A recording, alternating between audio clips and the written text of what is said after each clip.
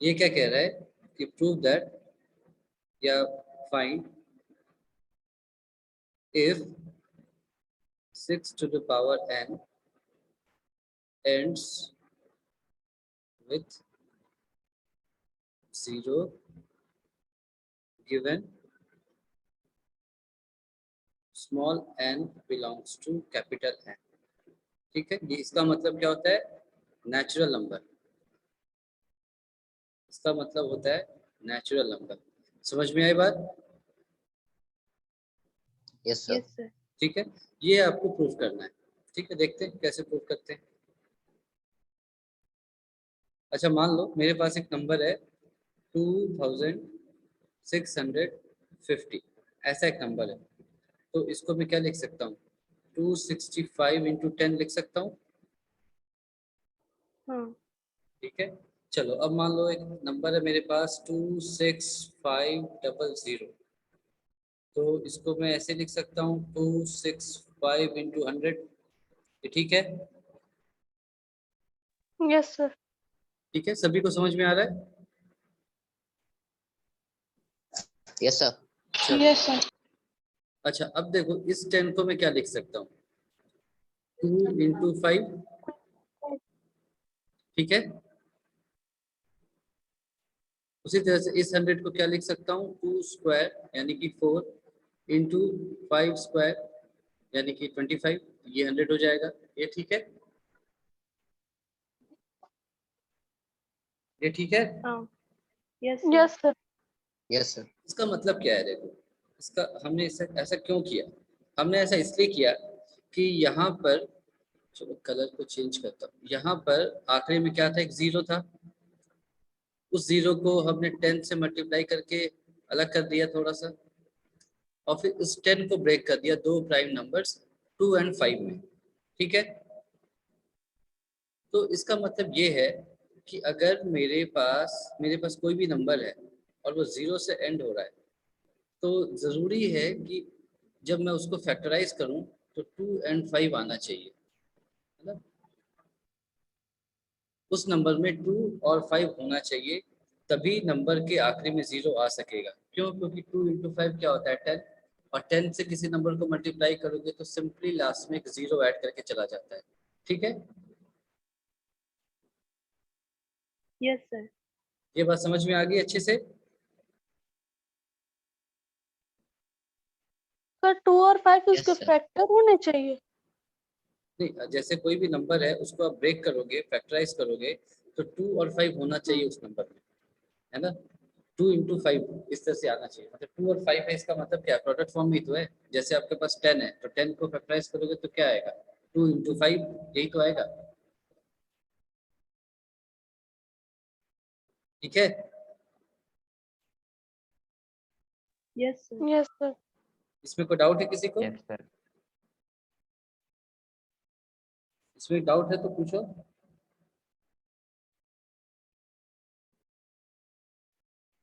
Hello, hello. Yes sir. Yes, sir. चलो, बहुत Yes, कम sir. लोग जवाब दे रहे हैं, है ना? जवाब देते हो ताकि मुझे समझ में आए कि तुम तक आवाज जा रही है मेरी। ठीक है, तो इसको मैं वर्ड में लिखता हूँ कि for a number two and with 0 it must contain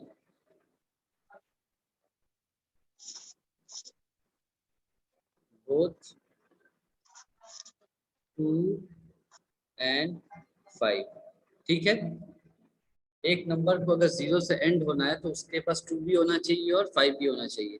केवल 2 रहा तो भी 0 नहीं आएगा, केवल 5 रहा तो भी 0 नहीं आएगा।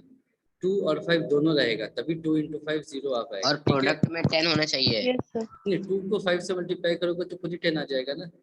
ये जो 10 है इसी को तो अपन ब्रेक कर रहे हैं 2 और 5 में, है ना? इसी को तो ब्रेक कर रहे हो। ठीक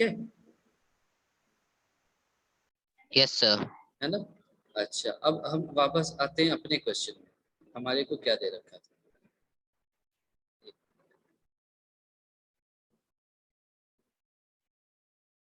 हमें दे रखा है, वापस से कलर चेंज कर लेते हैं। हमें दे रखा है 6 टू द पावर n, एक नंबर दे रखा है और पूछ रहा है कि ये 0 से एंड होगा या नहीं, ये बताओ। n क्या होगा, 1 2 3 4 ऐसा होता चला जाएगा, क्योंकि n क्या है, नेचुरल नंबर। तो इसको ऐसे लिख दिया 2 into 3 whole to the power n, ये आ जाएगा। इसको आगे लिख दिया 2 to the power n into 3 to the power n, ये ठीक है। यहाँ तक समझ में आ गई बात। अब Yes, आगे sir. बात। Yes, sir. अब यहाँ पर तो 2 है, कोई प्रॉब्लम नहीं है, लेकिन 5 नहीं है, है ना। यहाँ से कभी भी 5 नहीं आ पाएगा, ठीक है, क्योंकि ये 3 टू द पावर n है। 3 to the power 1, 3 to the power 2, 3 to the power 3 करते जाओ, आप देखो क्या आएगा, 3 9 81 243 729, इस तरह का नंबर आता जाएगा, 5 कभी नहीं आएगा, ठीक है। तो Yes, sir. 6 to the power n को ब्रेक करने पर 2 तो आ जाएगा, लेकिन 5 नहीं मिलेगा, और 5 नहीं मिलेगा तो 2 इंटू 5 यानी कि 10, यानी कि 0 नहीं आ पाएगा, ठीक है। तो आप यहाँ पे रीजन में लिख सकते हो, since 6 to the power n does not contain 5, therefore it will not end with 0, ये आपका आंसर, ठीक है। Yes, sir. ये समझ में आ गई बात। Yes, sir. Yes, sir. चलो, वेरी गुड। Yes, sir. ये अगर बात समझ में आ गई तो नेक्स्ट क्वेश्चन देखते हैं। ये है 7 इंटू 11 इंटू, क्वेश्चन नंबर 6 है, ठीक है, पढ़ लो आप। ये कह रहा है explain why 7 into 11 into 13 plus 13 and, एक और नंबर है, वो अलग क्वेश्चन है, यानी 6 के 2 पार्ट्स हैं एक्चुअली। पहला पार्ट है 7 into 11 into 13 plus 13 is a composite number, ये आपको प्रूव करना है, ठीक है। तो क्वेश्चन नंबर 7 है, सॉरी क्वेश्चन नंबर 6 है,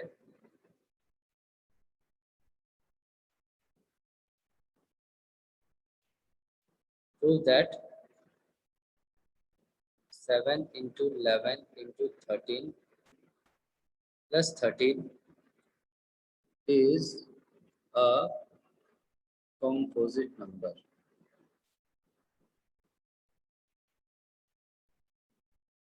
ठीक है, क्वेश्चन समझ में आ गया सभी को? बताओ, क्वेश्चन समझ में आ गया? Yes, sir. Sir. Yes, sir.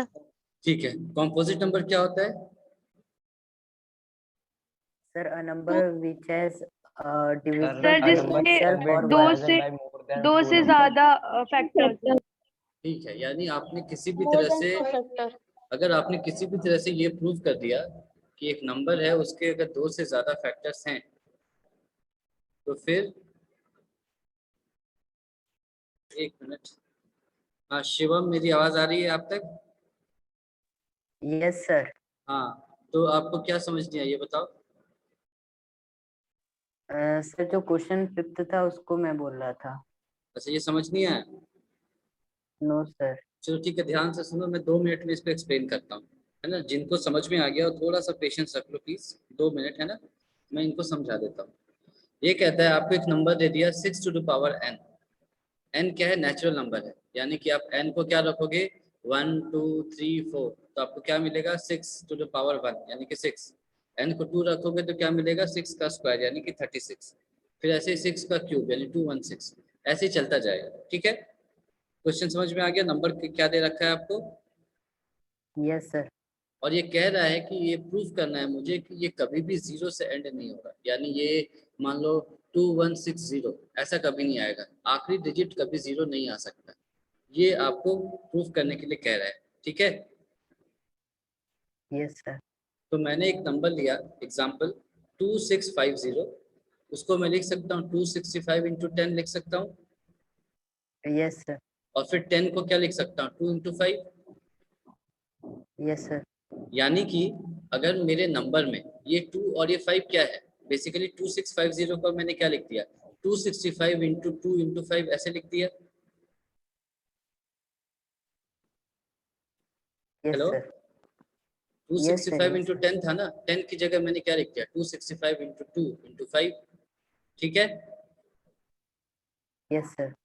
तो मैंने यहाँ से क्या कंक्लूड किया कि अगर मेरे नंबर में 2 एंड 5 है ना, अगर मेरे नंबर में 2 भी है और 5 भी है, तभी आखिरी में 0 आ पाएगा, नहीं तो 0 नहीं आएगा। क्यों? क्योंकि 0 का मतलब क्या हुआ कि आप उसको 10 से मल्टीप्लाई कर रहे हो, 2 0 है तो 100 से मल्टीप्लाई कर रहे हो। ठीक है, तो वो Yes, तब sir. 10 कैसे आएगा, अगर उस नंबर के अंदर 2 और 5 था, तभी तो 2 इंटू 5 होकर 10 बन रहा होगा। Yes, sir. Yes. यानी कि अगर नंबर में 2 और 5 दोनों है, तभी आखिरी डिजिट 0 आ सकता है, नहीं तो 0 नहीं आएगा। ठीक है, जैसे मान लो मैं ठीक। तुमसे कहता हूँ 11 इंटू 7, तो इसमें 2 भी नहीं है और 5 भी नहीं है, तो आखिरी डिजिट 0 आ सकता है क्या? No, sir. अच्छा, अब 7 इंटू 10 बोलता हूँ तो क्या आ रहा है, 70 आ रहा है। Yes, sir. और 70 में क्या है, 2 भी और 5 भी है, Yes, sir. तो 7 आखिरी into डिजिट 10 हो 0। जाएगा, 10 का 2 and 5 हो हाँ, जाएगा। तो यहाँ पर आखिरी डिजिट 0 आ गया ना। Yes, अब sir. तो अब क्वेश्चन में आते हैं, ये कह रहा है 6 टू द पावर n, उसको मैंने लिख दिया ऐसे 2 into 3 whole to the power n, और फिर अलग अलग ब्रेक कर दिया 2 to the power n into 3 to the power n, ऐसे ऐसे ब्रेक कर दिया। ठीक है, Yes, sir. तो अब देखो यहाँ पर 2 तो है, लेकिन 3 टू द पावर n से कभी 5 नहीं आएगा, क्योंकि n को 1 रखो तो क्या आएगा, 3 टू द पावर n 3 होता है, n को 2 रखोगे तो Yes. 3 स्क्वायर 9 होता है ना, 3 रखोगे तो 3 क्यूब 27 होता है, 4 रखोगे तो 81 आएगा, और 5 कभी नहीं आ पाएगा। ठीक है, Yes, sir. तो इसीलिए यहाँ पर 2 तो है, अब लिखा मैंने since 6 to the power n does not contain 5, इसका मतलब है कि आखिरी में 0 से कभी एंड नहीं हो पाएगा। ठीक है, Yes, sir. समझ आया। Very good. अब इस क्वेश्चन पे आ जाओ, सारे ध्यान दो। क्वेश्चन क्या है, 7 इंटू 11 इंटू 13 प्लस 13 एक कंपोजिट नंबर है, ये मुझे प्रूफ करना है। ठीक है, और आप लोगों ने मुझे कंपोजिट नंबर बताया कि कोई भी नंबर है, अगर उसको मैं दिखा दूं कि वो 2 या उससे ज्यादा नंबर्स के प्रोडक्ट में आ रहा है, प्राइम नंबर्स के प्रोडक्ट में आ रहा है, तो वो क्या हो जाएगा, कंपोजिट नंबर हो जाएगा। ठीक है, Yes, चलो, sir. यही बताया था ना आप लोगों ने। Yes sir. सर तो बस इसमें डायरेक्ट हम लोग रीजन लिख देंगे, क्या क्या, इसके दो से ज्यादा फैक्टर है, हम लोग तो इसमें डायरेक्ट रीजन लिख देंगे ना। मैं समझा नहीं, क्या फिर से बोलो, क्या लिख दोगे डायरेक्ट? सर देखिए पूछा है ना कि 7 इंटू 11 इंटू 13 प्लस 13 इसे कंपोजिट नंबर प्रूफ करना है, हाँ हाँ हाँ, तो हम लोग कंपोजिट नंबर का डेफिनेशन को हम लोग रीजन के फॉर्म में लिख देंगे कि the numbers which have more than 2 factors therefore it will proof. तो उसको तो दिखाना तो अभी पड़ेगा ना पता पहले थोड़ी ये ना है नंबर। कि वो एक कंपोजिट है मिनट, कि हाँ नहीं, उसको सही सॉल्व कह रहे हो। करोगे ठीक है, तभी ये देखो, वैल्यू आएगी। पहली चीज क्या है कि आपको ये पता होनी चाहिए कि कंपोजिट नंबर क्या है। ठीक है ना, वो आप लोगों को समझ में आ गया। ठीक है, अब दूसरी चीज क्या है, ये देखो, ये जो सारा है, एक मिनट, ये जो सारा का सारा आपके पास है,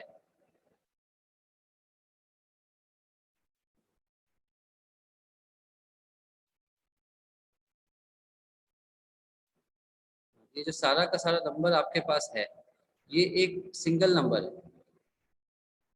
है ना, हाँ। ये सिंगल नंबर है। यस ठीक है, सर। तो अब जैसे मैं आपसे पूछता हूँ कि 2 एक प्राइम नंबर है, 5 भी एक प्राइम नंबर है, इसको ऐड करूंगा तो नंबर प्राइम आएगा कि नहीं आएगा? तो ये तो 7 प्राइम आ गया, आएगा। लेकिन आ गया। ये कोई तरीका नहीं होता है प्रूफ करने का। जैसे मान लो 7 एक प्राइम नंबर है, 5 एक प्राइम नंबर है, इनको ऐड किया तो जो नंबर आ रहा है वो प्राइम थोड़ी आ रहा है, नहीं आ रहा है, यहाँ पर नहीं आ रहा है। तो ऐसे हम नहीं प्रूव कर सकते, प्लस और माइनस करके हम प्रूव नहीं कर सकते, वो आ भी सकता है और नहीं भी आ सकता है। ठीक है, तो हम कैसे प्रूव कर सकते हैं, किस पर हम कॉन्फिडेंट रह सकते हैं, प्रोडक्ट में। अगर दो फैक्टर। नंबर्स का प्रोडक्ट है यानी कि फैक्टर्स है, तब आप कह सकते हो। सम या डिफरेंस की जब बात करेंगे ना, तो हो भी सकता है और नहीं भी हो सकता है, वी आर नॉट श्योर, वो कंडीशंस पे आता है, मतलब वो बाय लक आ सकता है, बाय चांस आ सकता है, बाय चांस नहीं भी आ सकता है। ठीक है, तो यहाँ पर आपको नंबर दे दिया, शायद आपको ये सब कुछ प्राइम जैसा लग रहा होगा, है ना, 7 भी प्राइम है, 11 भी प्राइम है, 13 भी प्राइम है, प्लस 13 भी प्राइम, पर देखो यहाँ पर प्लस आ रहा है ना, एक नंबर को ब्रेक कर दिया गया है दो नंबर्स के बीच में, पार्ट 1 उसका ऐसा आ गया, पार्ट 2 ऐसा आ गया, बीच में प्लस कर दिया, और आपसे पूछा जा रहा है कि ये बताओ कि भाई ये पूरा कॉम्पोजिट है कि नहीं। समझ में आया? Hello? Yes, Yes, yes, sir. sir. Yes, sir. ये जो है आपका 7 इंटू 11 इंटू 13 प्लस 13, एक ही नंबर है, उसको दो पार्ट्स में अपने ब्रेक, जैसे 7 है आपका, उसको अपने 2 और 5 में ब्रेक कर दिया, ठीक है। तो पूछा जा रहा है कि पूरा का पूरा नंबर जो है वो आपका कॉम्पोजिट है कि, तो आपको ज़्यादा कुछ सोचने की जरूरत नहीं है, आपको सिर्फ ये पता होना चाहिए कि कॉम्पोजिट नंबर है क्या। अगर आपने इसको कोई भी दो prime number a into B के प्रोडक्ट के फॉर्म में प्रूव कर दिया, शो कर दिया, तब आपका काम बन जाएगा कि हाँ ये कॉम्पोजिट नंबर है, ठीक है। तो आपको करना यही है कि दो नंबर्स के प्रोडक्ट के फॉर्म में इसको शो करना है। तो जब भी इस तरह का आ जाए, है ना, बीच में प्लस आ जाए और आपको दो नंबर्स के प्रोडक्ट के फॉर्म में लिखना हो, तो ध्यान देना कि क्या वहाँ पर कुछ कॉमन हो सकता है क्या, क्योंकि आपको मल्टीप्लाई करना है। तो यहाँ पर आपको 13 और 13 क्या एक जैसा दिख रहा है, Yes, sir. तो Yes, sir. आप यहाँ से 13 को कॉमन ले सकते हैं। तो आपने क्या किया, 13 को कॉमन ले लिया, इंटू क्या आ जाएगा 7 इंटू 11 प्लस 1। ये बात समझ में आ गई सबको? Yes, sir. Yes, sir. मैंने 13 क्यों कॉमन लिया, क्योंकि यहाँ पर प्लस है, मुझे प्रोडक्ट के फॉर्म में लिखना है, ऐसे लिखना है, ऐसे नहीं शो कर सकता, ऐसे शो कर सकता। तो अब देखो ये Sir. 13 इंटू समथिंग के फॉर्म में आ गया। हाँ बताओ, आप 13 कॉमन ले ले तो 1 कहाँ से आ गया? आया ना? 13 1 बचा ना। इसमें से तो 13 का क्या आ जाएगा, 7 इंटू 11 आ जाएगा, और इसमें से 1 आ जाएगा। 13 इंटू 1 13 होता है ना, Yes, sir. Yes, sir. ठीक है। इसको मैं फर्दर क्या लिख सकता हूँ, 13 इंटू 77 प्लस 1, ऐसे लिख सकता हूँ। Yes, sir. इसको आगे ऐसे लिख सकता हूँ, 13 इंटू 78, Yes, sir. ठीक है। Yes, sir. अच्छा ये बताओ 78 को कैसे ब्रेक कर सकता हूँ मैं? Sir, 13 6 जा. Very good. इसको मैंने क्या लिख दिया, 13 इंटू सभी को 6. 13 का टेबल पता है ना? Yes, Yes, sir. sir. Very good. अब ये क्या हो जाएगा, 13 स्क्वायर इंटू 6 को क्या लिख दिया, 2 इंटू 3। इसमें कोई दिक्कत थोड़ी है। Yes. हेलो? Yes, sir. ठीक है। तो इसको मैं अब असेंडिंग ऑर्डर में ऐसे लिख देता हूँ, सारे के सारा ये जो पूरा नंबर था इसको मैंने ऐसे लिख दिया, 2 इंटू 3 इंटू 13 का स्क्वायर। ये ठीक है? Yes, sir. Yes, sir. अब देखो ये क्या है, दो या उससे ज्यादा प्राइम नंबर्स के प्रोडक्ट के फॉर्म में आ गया। Yes, sir. Yes, sir. इसको लिख दिया 10 8 is a composite number, is a composite,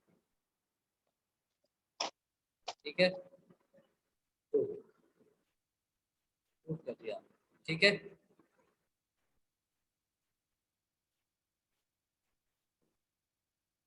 ठीक है, Yes, sir. Yes, sir. तो इसमें Yes, किसी sir. को डाउट है? कोई है जिसको समझ नहीं आई ये?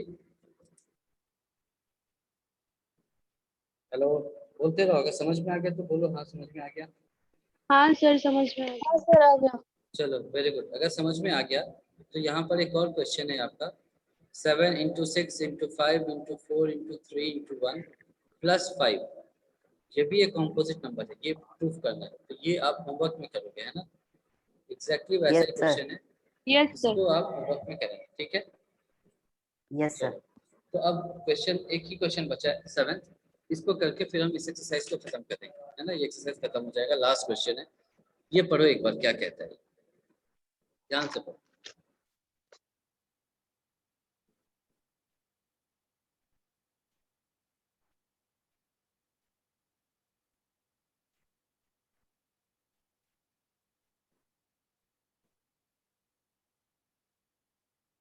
पढ़ करके मुझे बताना।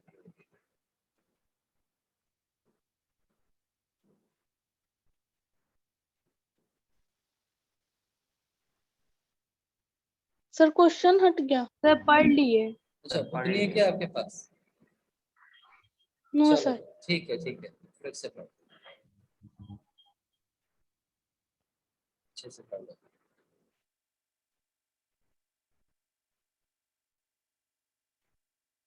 हो गया सर। सॉल्व कर लिया? सॉल्व भी कर लिया? Yes sir. नहीं सर पढ़ लिए। अच्छा, पढ़ लिया। चलो, क्वेश्चन सबको समझ में आया क्या? Yes sir. Yes sir. चलो हम Yes, sir. इसको एक एक करके साथ में, सभी साथ में मिल करके देखते हैं कि क्वेश्चन क्या क्या रहा है ना? नाम देख लेते हैं एक बार। ये नाम क्या था? रवि और सोनिया था शायद मेरे। सोनिया। हाँ सोनिया और सोनिया रवि। और ठीक है, तो चलो पहले तो देखो, एक फील्ड है, उसमें हमारे को फील्ड से मतलब नहीं है, हमारे को सर्कुलर पाथ से मतलब है ऐसा। ठीक है, ये शायद सर्कल जैसे ना लगे, पर आप मान लिया कि सर्कल। ठीक है, तो ठीक है ना? Yes sir. चलो, यस सर। एक पॉइंट है, स्टार्टिंग पॉइंट मान लिया ए। मान लो सुबह के 7 बजे दो दोस्त हैं, एक का नाम है सोनिया है और दूसरे का नाम है रवि। ठीक है, रवि, वो दोनों पॉइंट ए पर मिलते हैं। ठीक है, तो मिल लेते हैं यहाँ पर। अब क्या है कि वो दौड़ना स्टार्ट करते हैं, उनको इसी सर्कुलर पाथ पे दौड़ना है। सोनिया क्या करती है, वो पॉइंट ए से दौड़ना स्टार्ट करती है ऐसे, है ना, और वापस उसको ऐसे वो दौड़ रही है सर्कुलर पाथ पे ऐसे, फिर ऐसे, फिर ऐसे। अच्छा ये बताओ, वापस पॉइंट ए पर आने पर, वापस ए पॉइंट आने तक में उसमें कितना समय लगता है उसे? 18 मिनट्स। 18 मिनट्स। 18 minutes. तो 18 मिनट के बाद, जैसे 7 बजे दौड़ना स्टार्ट किया, तो 7:18 पर वो वापस से यहाँ पर आ जाए। ठीक है, ठीक है, ये बात समझ में आ गई? Yes sir. चलो, यस अब सर। उसी के साथ रवि ने भी दौड़ना स्टार्ट किया। अच्छा ये बताओ, रवि को दौड़ करके वापस से ए आने में कितना समय लगता है? 12 12 minutes. मिनट। 12 मिनट्स। 12 मिनट्स। ठीक है, तो यानी 7:12 पर रवि पॉइंट ए पर आ चुका होगा। ठीक है, सोनिया से पहले। ठीक है ना? हाँ सर। ठीक, अब क्वेश्चन क्या है कि अब ये दौड़ते रहते हैं, सोनिया भी दौड़ती रहती है, रवि भी दौड़ता रहता है। अब बताना है कि दोनों ने एक पॉइंट ए से स्टार्ट किया था 7 बजे, वापस दौड़ करके कितने देर के बाद फिर से दोनों इकट्ठे इसी पॉइंट पे मिल जाते हैं एक साथ, है ना? यानी कि ऑब्वियसली रवि जो है वो ज्यादा राउंड्स ले रहा है सोनिया की तुलना में। तो जब मिलेंगे तो मान लो अगर रवि ने 10 चक्कर काटे होंगे, उस वक्त सोनिया ने सपोज 8 चक्कर काटे होंगे, और फिर वापस एक पॉइंट पे वो लोग मिल जाएंगे। तो क्वेश्चन क्या कह रहा है, समझ में आ गई? बात समझ में आ गई आपको? Yes, sir.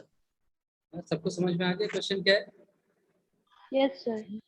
चलो, तो हम क्या करते हैं, अलग अलग सॉल्व कर लेते हैं कि कैसे होता होगा। इधर सोनिया को लिख लिया, इधर सभी का लिख लिया।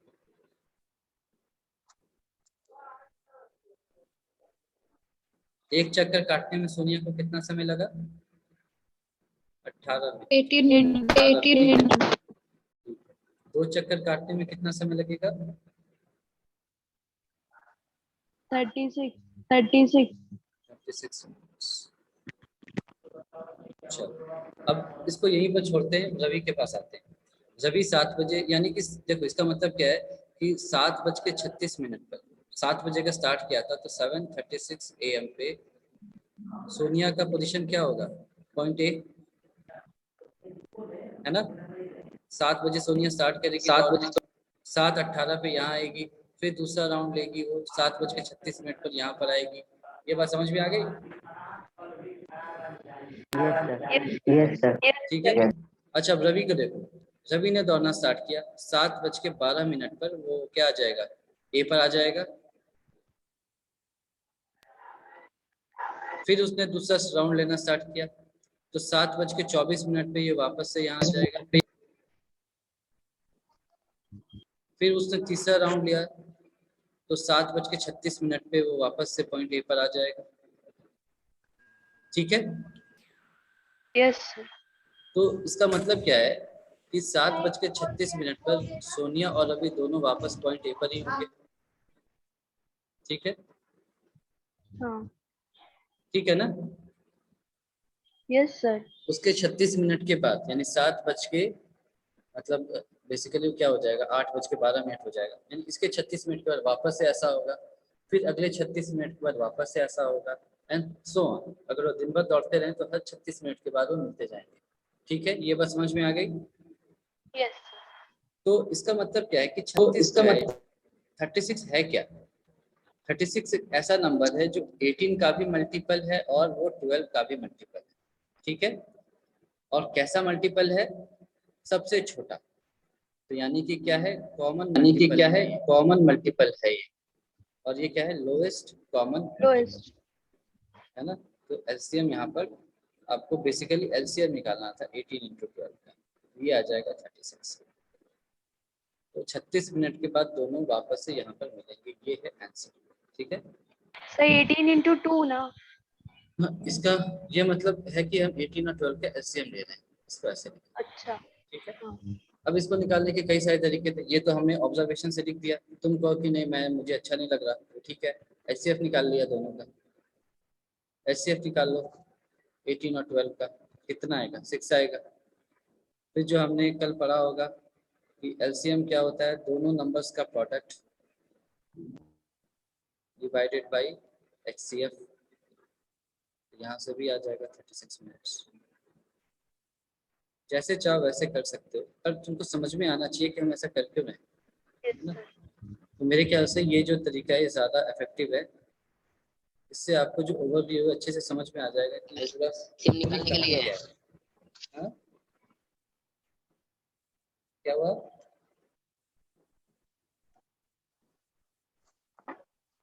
हेलो, तो सर हम लोग को ये इतना लंबा प्रोसेस करने के लिए भी निकाल सकते हैं। मेरी आवाज नहीं आ रही है, फिर से बोलो क्या कह रहे हो।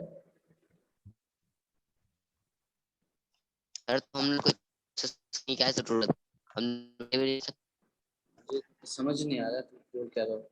तो बोले हम लोग को इतना लंबा प्रोसेस करने की क्या जरूरत है। अच्छा, देखो पहली चीज तो ये है कि तुम्हें एग्जाम में जो क्वेश्चन आएगा ये थोड़ी बता करके आएगा कि ये एलसीएम निकालने वाले चैप्टर से है ना, या एचसीएफ निकालने वाले चैप्टर से।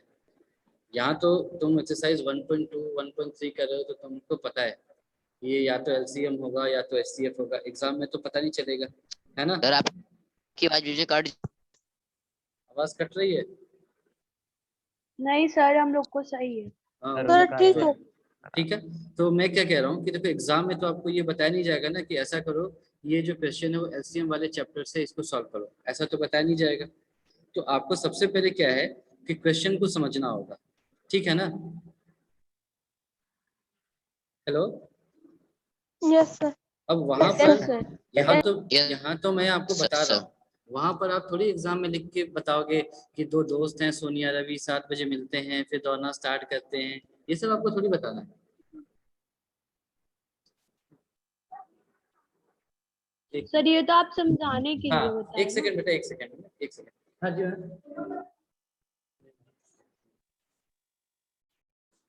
हेलो। हाँ, तो यहाँ तो मैं समझाने के लिए इतनी लंबी चौड़ी कहानी कही है ना, भूमिका बनाई कि रवि सोनिया दोस्त हैं मिलते हैं दौड़ते हैं, वहां पे सब नहीं करना है, वहां मत बैठ जाना ये सब करने के लिए, ठीक है। आप तो एक ऐसा ही गोल सा चक्कर बनाया, देखा ये वाला, आपको सीधे यहाँ से स्टार्ट करना है ना, सिर्फ ये स्टार्ट करना है, 18 मिनट 36 मिनट 12 24 36, सिर्फ ये। और यहाँ आते ही आपको समझ में आ जाएगा कि सारी कहानी क्या है। यहाँ इनफैक्ट आपको एलसीएम निकालने की भी जरूरत नहीं है, आपका तो सीधे आंसर ही आ गया ना कि 36 मिनट के बाद दोनों मिल रहे हैं। ठीक है, सर अगर एचसीएफ निकालना रहता तो फिर ये कैसे बनता हमारा टेबल। अगर एचसीएफ निकालना होता तो क्वेश्चन अलग आता ना, इस क्वेश्चन से एचसीएफ नहीं निकलेगा, मतलब ऐसा नहीं है ना, ये तो क्वेश्चन ऐसे है कि यहाँ एलसीएम से ही काम आएगा। यहाँ एचसीएफ निकाल करके क्या करोगे, जैसे एचसीएफ इन दोनों का 6 आ रहा है तो हमको ये नहीं चाहिए ना। सर कोई एचसीएफ वाला बता दीजिए। देखो एचसीएफ के लिए अलग क्वेश्चन फ्रेम करना पड़ेगा, इसमें तुम देखो इसमें कह क्या रहा है कि 18 मिनट्स एक बंदे को लगता है और 12 मिनट दूसरे बंदे को लगता है। तो जाहिर सी बात है जब वो मिलेंगे आपस में दोबारा, तो वो जो समय होगा वो 18 मिनट से और 12 मिनट से, दोनों से ज्यादा ही होगा यस सर। ऑब्वियसली, क्योंकि जब मान लो सोनिया दौड़ रही है, रवि दौड़ रहा है, रवि जब 12 मिनट पे यहाँ पहुंचा तो सोनिया कहीं यहाँ पर होगी पीछे, और जब सोनिया यस सर। और 6 मिनट बाद यानी 18 मिनट बाद यहाँ पहुंचेगी तो रवि कहीं यहाँ आ चुका होगा, है ना। तो ये दोबारा कब मिलेंगे? 18 मिनट के बाद ही मिल सकते हैं। यानी कि जो नंबर जो आपका आंसर आने वाला है वो क्या होगा, या तो वो 18 और 12 का मल्टीपल ही हो सकता है। 18 के टेबल और 12 के टेबल में ही आ सकता है, वो दोनों का कॉमन फैक्टर नहीं आएगा, क्योंकि कॉमन फैक्टर का मतलब क्या हुआ, वो 18 से भी छोटा है और 12 से भी छोटा है। और यहाँ पर मल्टीपल आ रहा है, मल्टीपल क्या होगा, 18 से भी बड़ा और 12 से भी बड़ा। एलसीएम का मतलब यही होता है ना। अब जब एलसीएम निकालते हो किसी भी नंबर का क्या आता है, जैसे मान लो 6 और 22 नंबर का एलसीएम है ना, ये जो भी आएगा ये 6 से भी बड़ा होगा और 20 से भी बड़ा होगा, ठीक है। और जो एचसीएफ आएगा वो क्या होगा, वो 6 से भी छोटा आएगा और 20 से भी छोटा आएगा। मैक्सिमम ये 6 आ सकता है, इस क्वेश्चन में तो नहीं, और मैक्सिमम उसकी वैल्यू 6 हो सकती है, उससे छोटा ही रहेगा। तो यहाँ पर तो देख के ही समझ में आ रहा है कि दोनों जो है वो आपको 18 मिनट्स के बाद ही मिलेंगे, तो एचसीएफ का तो यहाँ प्रश्न ही नहीं आ रहा है, ठीक है। यस सर, आ गया। ये क्वेश्चन समझ में आ गया। तो चलो ये एक्सरसाइज हमने कंप्लीट कर लिया और आपको ये होमवर्क भी मिल गया है, इसको आप करके लाना, ठीक है। Yes sir. और कल से हम ये चैप्टर स्टार्ट करेंगे, आसान सा है, इरेशनल नंबर्स किसको कहते हैं। तो इसका 1-2 प्रूफ करूंगा मैं, और फिर इसमें 2 या 3 ही क्वेश्चन है, तो ये एक्सरसाइज लगभग कंप्लीट हो जाएगी, क्योंकि इसके बाद भी ज़्यादा कुछ है नहीं। कल हम इस पूरे एक्सरसाइज को कोशिश करेंगे एक्सरसाइज 1 को कंप्लीट करना, ठीक है। ठीक है, फिर आज जो पढ़ा है वो समझ में आ गया सब? Yes yes sir. Yes, ठीक sir. है, फिर आप लोग फिर अपने नेक्स्ट क्लास में जाओ, मैं भी जा रहा हूँ, है ना। और डाउट हो तो फिर मुझसे पूछ, ठीक है। Okay, Yes, bye, sir. Thank you. Bye. Bye sir. Bye sir. Bye sir. Bye bye.